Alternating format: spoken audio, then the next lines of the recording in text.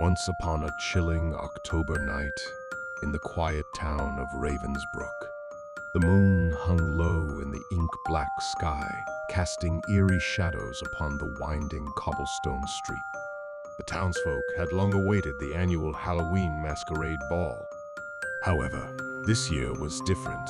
This year, a mystery would unfold that would send shivers down the spines of all who attended.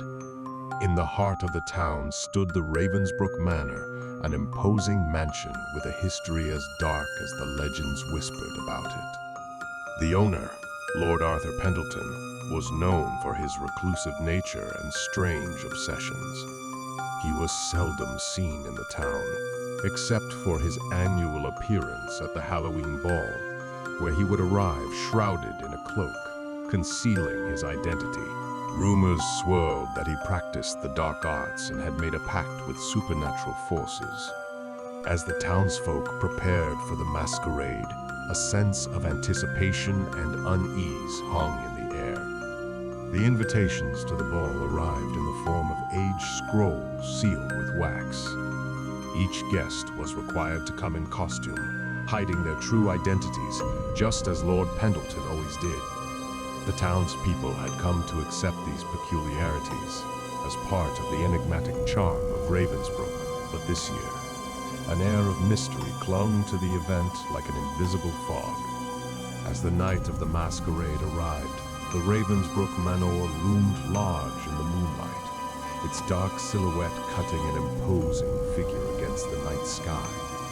Inside the mansion, the grand hall was adorned with cobwebs and eerie decorations, creating an ambience of true haunting. The guests, adorned in their most elaborate costumes, gathered in the grand hall, their identities concealed behind masks of all shapes and sizes. Whispers circulated among the attendees as they wondered who would be this year's host for the masquerade. The moment of revelation was met with trepidation and excitement. As the clock struck midnight, the doors to the grand hall swung open, and a shadowy figure made its entrance, cloaked in dark velvet robes and wearing a mask adorned with silver feathers. The host swept into the room, commanding the attention of all. The masked figure moved with an eerie grace, and it was clear that the host was none other than Lord Arthur Pendleton himself.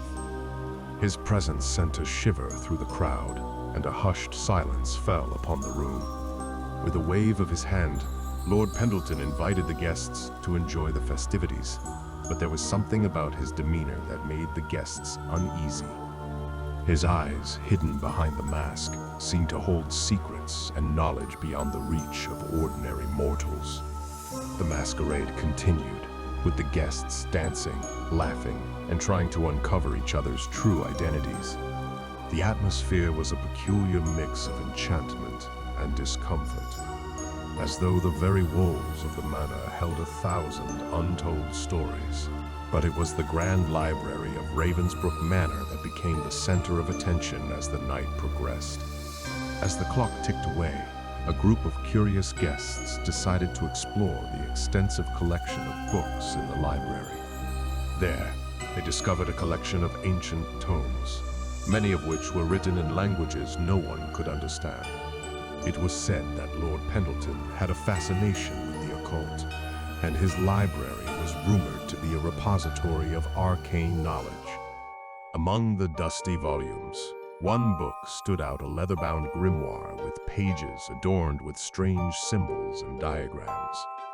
As the guests pored over its contents, they uncovered spells and incantations that promised untold powers and forbidden knowledge. It was as though the very air in the library crackled with an otherworldly energy.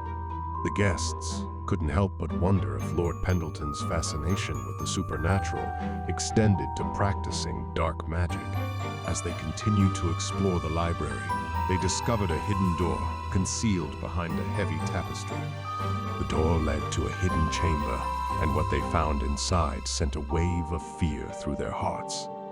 The chamber was filled with curious artifacts and oddities, an array of strange, otherworldly objects that hinted at Lord Pendleton's obsession with the occult. Among the items were ancient scrolls, vials of peculiar potions, and a crystal ball that seemed to pulse with an eerie light. It was as though the chamber held the secrets of a world beyond the realm of human understanding.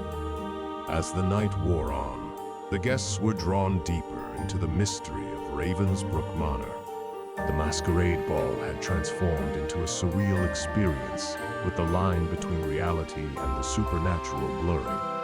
The revelers couldn't help but wonder if they had stumbled upon a place where the boundaries of the natural and the supernatural intertwined. With the approaching dawn, the guests made their way back to the grand hall, where Lord Pendleton stood, still concealed behind his mask. He thanked them for attending and bid them farewell. As the guests departed the mansion, they couldn't shake the feeling that they had witnessed something truly otherworldly, something beyond the ordinary. In the days that followed, the mystery of the Halloween masquerade at Ravensbrook Manor became the talk of the town. Some believed that Lord Pendleton had tapped into the realm of the supernatural, while others thought it was all an elaborate illusion. The truth remained hidden, lost in the shadows of that enigmatic night.